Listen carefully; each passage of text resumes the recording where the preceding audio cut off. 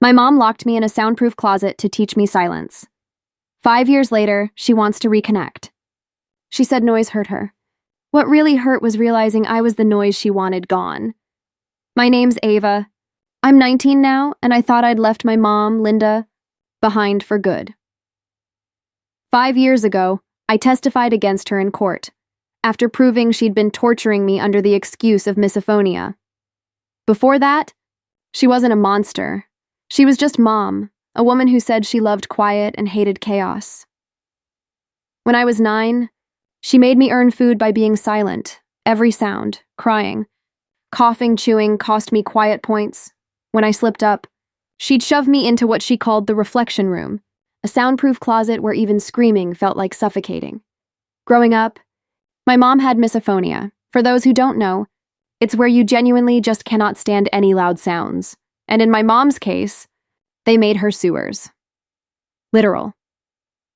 My first memory is when I was 6 years old and my mom stuffed a dirty dish towel in my mouth because, in her defense, I was crying my eyes out after a simple fall. If I ever snored too loudly, she would play a very loud sound horn in my room until I woke up. This was to negatively reinforce my bad behavior so that I would have an easier time not doing it, so I ought to thank her. And on my 9th birthday, she got me a gift. It was a homemade report card with rows that were completely empty. She called it the Quiet Point System. Suddenly, everything clicked, because for the weeks leading up to this moment, she had labeled all the food in the kitchen with sticky notes that had numbers on them. Bread was 2 points, while all the meat was at least 10 points or higher. You earned points through being quiet, and the times I found it hardest were the ones that earned more. For example, being quiet while I showered was only 3 points, while not snoring was given 8. She could never take points away for no reason, but I would have to spend them on food, meaning I'd always have to do something to earn it. At the time, I was just a 9-year-old with big brown eyes filled with light and a heart that loved her mommy. So I just shrugged and wrapped my arms around her, not saying a word so as to not trigger her misophonia. Plus, I was used to being quiet anyway, so I didn't think this would change anything. The next morning, when I woke up, I followed my usual routine, slowly drew back the curtains, waited until I arrived at the school bathrooms to get changed out of my pajamas, all while keeping an overly grimace face, all in the name of keeping the house quiet. Apparently, this pleased my mom a lot, because when I got home from school, she handed me the report card she had gotten me for my birthday. In big bold lettering, it said 30 points, followed by multiple smiley faces and hearts. Before I could say anything, she opened the fridge and showed me the selection. I had to pick from for dinner. I could pretty much afford everything except my favorite ice cream, so I chose my favorite steak. We enjoyed it together like any other healthy family lol JK. She made the steak extremely overcooked, so I couldn't swallow it without chewing super hard, and as a misophonic person, mouth sounds are deadly to my mother. I tried to chew extremely slowly, producing as much saliva as possible to help break down the meat. After 5 minutes of painfully slow chewing one piece, I couldn't take it anymore. I discreetly spat it out into a tissue, deciding I would eat nothing that day, but she still wasn't happy. "What the F are you doing?" my mom yelled. "A cow died for you today. The least you can do is eat it all. Put it back in your mouth now." My tiny fingers immediately unraveled the white tissue and shoved it back into my mouth. On the way in, my mouth opened and my tongue smacked against the roof of my mouth. I immediately went completely still, hoping she wouldn't notice, but I was too late. The room was silent as she banged both her fists against the flowery tablecloth. "You disgraceful bitch!" she yelled at the top of her lungs. She grabbed the report card back from me and burned it on the stove. "You think I can't make you suffer the same way you make me suffer? Think again." I was already in a lot of fear, but that's when she grabbed my hands and shoved them towards the stove. "The burning pain you feel is only 20% of how I feel when you make noise. Remember that." Luckily, she never actually put my hand in the fire, and I didn't burst into tears. Heck, it didn't even make me cry. Not because I didn't feel upset. I did, and not because I didn't want to. I absolutely did, but because I didn't want my mom to punish me for making noise while crying, so I quietly tiptoed to bed and ended up having oxygen for dinner and breakfast and lunch and dinner again. You see, that one moment had made me go into the minus zone on my meal points, so I had nothing to buy my meals with. But my mom was a good person. She wasn't like other abusive parents that keep you healthy enough so as to not raise alarm bells. So, after 3 days of pure starvation, I fainted in school. It was only for 20 seconds, but everyone was really worried, especially since the first thing I said when I woke up was, "I'm sorry, I didn't mean to fall so loudly. Please don't starve me anymore." The guidance counselor pulled me into her room and handed me a Hershey's milk chocolate bar, a banana, and a Kind bar. I chewed them so quickly I was gagging. When I was done, I looked back up at her and her eyes were filled with tears while her face went ghost. White. She didn't even ask or say anything, just told me they were calling CPS. The guidance counselor's hands shook. As she reached for her phone, I watched her dial the numbers, each beat making my stomach twist tighter. She kept glancing at me between pressing buttons, like she was checking I wouldn't disappear. Yes. This is Mrs. Henderson at Oakwood Elementary. I need to report a case of suspected child abuse and neglect. Her voice cracked on the last word. She gave them our address, my name, my mother's name. Each detail felt like another nail in a coffin I couldn't identify yet. While she talked, I sat completely still. My body had learned that stillness meant safety. That movement created sound, and sound created pain. Even with my stomach finally full, the habit remained. I counted my breath silently, making sure each inhale and exhale made no noise. Mrs. Henderson hung up and turned back to me. "Sweetie, some people are going to come talk to you. They just want to make sure you're safe." She pulled her chair closer and the scraping sound made me flinch. "Can you tell me more about what's been happening at home?" I opened my mouth, then closed it. The words felt too loud before I even spoke them, but Mrs. Henderson waited, her face patient and kind in a way that made my chest hurt. "My mom has misophonia." I whispered so quietly she had to lean forward. Sounds make her want to hurt herself. So I have to be quiet. "And the food? Tell me about not being able to eat." I explained the point system, how I earned quiet points for not making sounds, how each food cost points, how I'd gone negative after making a mouth sound while eating. Mrs. Henderson's face got paler with each detail. She made me put the chewed-up meat back in my mouth from the tissue. I added. The memory made my stomach turn. Then she held my hands near the stove. She said the burning was only 20% of how sounds made her feel. Mrs. Henderson wrote everything down, her pen moving fast across the paper. "How long has this been happening?" "The point system started on my birthday, but the being quiet." I tried to think back, always.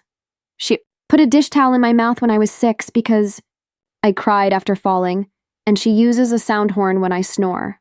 The door opened and Principal Morrison walked in with two people I didn't recognize. Principal Morrison walked in with two people I didn't recognize, a woman with short gray hair and kind eyes, and a younger man with a clipboard. "This is Miss Rodriguez from Child Protective Services," Principal Morrison said, and Mr. James, her colleague. "They're here to help." Miss Rodriguez sat down across from me. "Hi there. I know this might be scary, but we're here to make sure you're safe. Can you tell me what happened today?" I repeated the story, each telling, making it feel more real and more terrifying. They asked questions about bruises. I didn't have any visible. Ones about how often I ate, depending on... I felt exposed, like I'd broken every rule that kept me alive. My breathing got faster, louder, and I couldn't make it stop. The panic made more noise, gasping. Wheezing, my heart pounding so hard I was sure everyone could hear it. Nurse Patricia grabbed a paper bag. "Breathe into this. It's okay to make noise. You're safe." The principal's phone rang. "Yes. Mrs. Chen is here. I see. Yes, I'll let them know." He hung up. "Your mother just arrived. She's demanding to take you home." My whole body went rigid, Miss Rodriguez noticed. "She can't take you anywhere right now. We have a legal hold while we investigate." They moved me to a small conference room away from the main office. I could hear my mother's voice getting closer, using her fake nice tone she saved for other adults. "I'm sure this is all a misunderstanding. My daughter has such an active imagination. You know how children can be." "Mrs. Chen," Miss Rodriguez said calmly, "I'm from CPS. We need to speak with you about some concerns that have been raised." "Concerns? This is ridiculous. My daughter has some behavioral issues we're working through. She's in therapy for attention-seeking behavior. I wanted to scream that it wasn't true, but years of training kept me silent. Through the door, I heard my mother explain her condition, how hard it was to live with misophonia, how she did her best despite her disability. "We'll need to visit your home," Miss Rodriguez said, "and speak with your daughter's therapist. Of course, you'll see everything is fine. In fact, I just went grocery shopping yesterday. The fridge is fully stocked." My heart sank. She'd prepared. Somehow she'd known this was coming and prepared. Mr. James stayed with me while Miss Rodriguez and another CPS worker went with my mother. Principal Morrison sat with us too, offering me water that I was too scared to drink because swallowing made noise. The therapist she mentioned. I whispered to Mr. James, "I've never been to therapy." He made a note. "We'll verify everything she tells us." Hours passed. I dozed off in the chair, exhausted from the stress and the first full meal I'd had in days. When I woke, Miss Rodriguez was back, her face carefully neutral. "We visited your home," she said. "Your mother showed us a fully stocked kitchen, your clean bedroom, everything appeared normal." My chest tightened. The point system chart? "We didn't see anything like that. Your mother said she uses a standard behavior chart for chores." No, it was on the fridge, with all the sticky notes on the food, but even as I said it, I knew she'd removed everything. "We'll keep investigating," Miss Rodriguez assured me. "But for tonight, since we can't find immediate evidence of physical abuse or neglect, you'll need to go home. However, we'll be doing follow-up visits and interviews." The room spun. "They were sending me back," Principal Morrison protested. "The child fainted from starvation. The nurse documented her as severely underweight. Her mother showed us medical records indicating an eating disorder, said, 'She's been trying to get her daughter help, but she refuses to eat.' That's not true, but..." My voice was so quiet from years of practice that it barely carried. "Miss Rodriguez knelt beside me. I believe something is wrong here. But legally, without evidence, I can't remove you from your home yet. Here's my card. Call me if anything happens. We'll be back tomorrow for a follow-up." The drive home with my mother was silent. Not the comfortable quiet of two people at peace, but a terrifying silence before a storm. She didn't speak until we pulled into our driveway. "You've made things very difficult," she said, her voice deadly calm. "But don't worry, I have a solution. Inside..."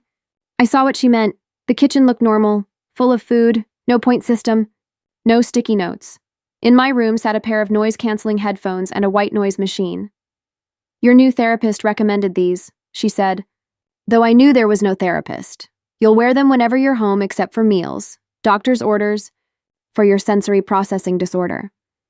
She put them on my head and turned on the white noise. The world disappeared into a rushing sound like ocean waves. I couldn't hear her footsteps. Couldn't hear if she was approaching. Couldn't hear anything but the endless white static. I pulled them off. "I can't..." "Put them back on." Her scream made me comply instantly. She held up a piece of paper. Doctor's note. "If you don't follow treatment, it's medical noncompliance. That would look very bad for your little CPS friends." Headphones went back on. The white noise filled my world. I watched her mouth move, but heard nothing. She pointed to my desk where homework waited, then left. I sat at my desk, the white noise drowning everything. When I tried to remove them to use the bathroom, she appeared immediately, pointing at the doctor's note.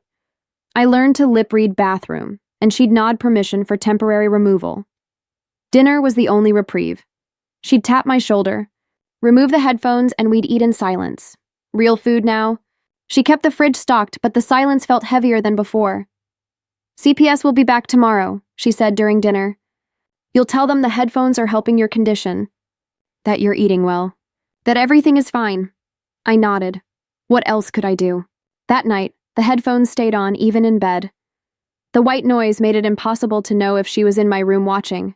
I lay rigid, afraid to move, afraid to make sounds I couldn't hear myself making. The next day at school was freedom. I could hear again, though every sound felt overwhelming after hours of white noise. Mrs. Henderson checked on me. "How did yesterday go?" she asked gently. I wanted to tell her about the headphones, the fake doctor's note, the new system of control, but I knew my mother would have an explanation for everything. "She has the house full of food now," I said instead. Mrs. Henderson frowned. And you're eating? Yes. Something's still wrong, isn't it? I nodded, tears threatening. She has these headphones? Mrs. Henderson leaned closer, her expression shifting to concern. Headphones? What kind of headphones? Before I could explain further, the classroom door opened. My mother stood there with her practiced smile, holding a manila folder. Sorry to interrupt. I just need to drop off some medical documentation for the office. My blood turned to ice. Mrs. Henderson straightened up, maintaining her professional demeanor. Of course. Mrs. Chen, I'll make sure it gets to the right place. Actually, I was hoping to speak with you briefly about my daughter's new treatment plan. My mother's eyes found mine, and though her smile never wavered, the warning was clear. Her therapist says it's important all her teachers understand her sensory processing disorder. Mrs. Henderson glanced at me, then back at my mother. I have a few minutes before my next class. They stepped into the hallway, through the small window in the door. I watched my mother hand over papers, gesturing as she spoke. Mrs. Henderson nodded along, occasionally looking troubled, but ultimately accepting whatever story my mother was spinning. When Mrs. Henderson returned alone, her face had changed, the concern was still there, but now mixed with something else. Doubt. Your mother explained about the headphones, she said carefully. She showed me the treatment plan from Dr. Nichols. There is no Dr. Got it. I'll continue with part 2 exactly where it cut off, keeping every single line intact and pacing short for natural Reddit flow. There is no Dr. Nichols, I whispered desperately. Mrs. Henderson's expression grew complicated. She had official letterhead. Detailed treatment notes dating back months, she said. You might say that denying medical help is part of your condition. A pattern I'd seen in an old movie my mother had let me watch before the point system started. Miss CB's hand paused mid-equation. She turned slowly, her eyes finding mine. For a moment, we just looked at each other. Then she returned to the board, but I saw her hand trembling slightly. After class, as students filed out, she called out, "Could you stay for a moment? I have a question about your homework." My mother wasn't in the office that day. She had a dentist appointment she couldn't reschedule. I approached Miss CB's desk. Cautiously, she pulled out a piece of paper and wrote, "Are you okay?" I stared at the words, then at her. She tapped the paper once short, twice long, once short, then pointed at me with raised eyebrows. My hand shook as I took the pencil. Instead of writing, I tapped on the paper. 3 short, 3 long, 3 short. Her face went pale. She wrote quickly, "Who is hurting you?" I glanced at the door, then tapped again, more complex this time, spelling out slowly, M-O-M. Miss CB's jaw tightened. She wrote, "I'll help. Be careful. Act normal." I nodded and hurried out, my heart pounding. For the first time in months, I felt a spark of hope, but hope was dangerous. That evening, my mother was different, watchful. She made me remove the headphones during dinner but didn't speak. Just studied me with calculating eyes. "Interesting day at school?" she finally asked. I shook my head, focusing on my chicken. Miss CB seems nice. Young, idealistic, probably thinks she can save the world one student at a time. Her tone was casual, but I heard the threat underneath. Shame she's only temporary. I heard she might be transferred to another district soon. My hand stilled on my fork. She knew. Somehow she always knew. The next day Miss CB wasn't there, or the next. When I finally saw her again a week later, she was substituting for the art teacher. She wouldn't meet my eyes. During art class, while working on a painting, I found a small folded note tucked under my paint palette. I carefully unfolded it beneath my desk. She did this to another child. I found proof. My heart, sluggish from medication, tried to race. I looked up at her, hope and fear warring in my chest. She glanced around, then wrote more. "The guidance counselor is building a case. Real evidence." Hold on. Before I could respond, she was gone. Leaving the book behind, I tucked it into my backpack, the first spark of hope I'd felt in months. That evening, my mother seemed agitated. She kept checking her phone, pacing the kitchen while I ate dinner in silence. "There's been some staff turnover at your school," she said finally.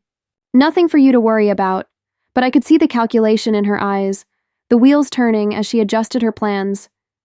Something had shifted, and she knew it. The medications that night tasted different, stronger. I fought to stay conscious, knowing that falling asleep might mean never waking up, or waking up somewhere far from here, where no one would ever find me. As darkness crept in, despite my efforts, I heard her on the phone with Dr. Klaus. Yes. I think it's time. The residential facility you mentioned, how soon could they take her? The last thing I remembered was her standing in my doorway, silhouetted against the hall light. Soon, sweetheart, she said softly. Very soon. This will all be over. I woke to my mother shaking me roughly. The room was still dark, but I could make out her silhouette against the hallway light. My head felt like it was stuffed with wet cotton from whatever she'd put in my dinner. Get up. We're leaving. Her voice was clipped, urgent. I tried to sit up, but my limbs felt disconnected from my body. She yanked me upright, shoving clothes into my arms. The headphones were already on my head, the white noise drowning out whatever else she was saying. She dragged me to the car, practically throwing me into the back seat. Through the medication haze, I noticed suitcases in the trunk. We were really leaving. The residential facility Dr. Klaus mentioned, or somewhere worse. The car started moving. I pressed my face against the cold window, watching our house disappear. My mother kept checking the rearview mirror, her knuckles white on the steering wheel. At a red light, she turned to look at me. Her lips moved, but I couldn't hear through the white noise. She reached back and ripped the headphones off. Listen carefully. When we get there, you say nothing. You're sick. You need help. That's all anyone needs to know. Where are we going? My voice came out slurred. Somewhere they understand difficult children. She shoved the headphones back on. The drive felt endless. I dozed fitfully, waking each time we stopped. Gas stations, rest stops, all blurring together. My mother never let me out of the car, just handed me water and crackers that tasted like chalk. Dawn was breaking when we finally stopped. Through bleary eyes, I saw a large building surrounded by high walls. It looked more like a prison than a treatment center. My mother pulled me from the car, her grip bruising on my arm. At the entrance, a woman in scrubs was waiting. Mrs. Chen, we've been expecting you. Dr. Klaus called ahead. They spoke over my head while I swayed on unsteady feet. Papers were signed. Money changed hands. The woman in scrubs took my other arm. We'll take good care of her, she assured my mother. Mother knelt in front of me, her face a mask of false concern. Be good. Do what they tell you. This is for your own good. Then she was walking away, getting in the car, driving off without looking back. The woman in scrubs led me inside. The doors locked behind us with a heavy click. She removed my headphones, and the sudden absence of white noise made me dizzy. Welcome to Peaceful Meadows. I'm Nurse Ratched. Let's get you settled. She led me through sterile hallways that smelled like disinfectant and despair. Other children passed us, all with the same vacant expressions, the same shuffling walk. This wasn't a treatment center. It was a warehouse for unwanted kids. My room was small, white, empty except for a bed bowl. Staff members were running in all directions, some shoving papers into shredders, others trying to corral confused kids back into their rooms. The nurse led me through a side door I'd never seen opened. We emerged into a loading dock, where an unmarked van was waiting.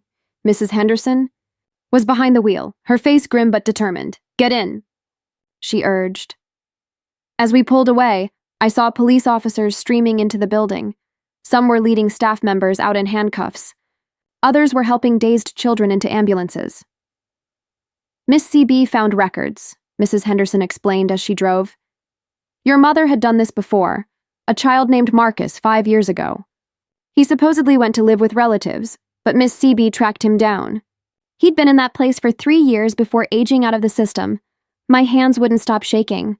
Your mom was arrested this morning. The police found the soundproof closet, the doctored recordings, everything. Dr. Klaus, too. Turns out he'd been taking bribes to commit children whose parents wanted them gone. The drive back felt surreal. Real sunlight.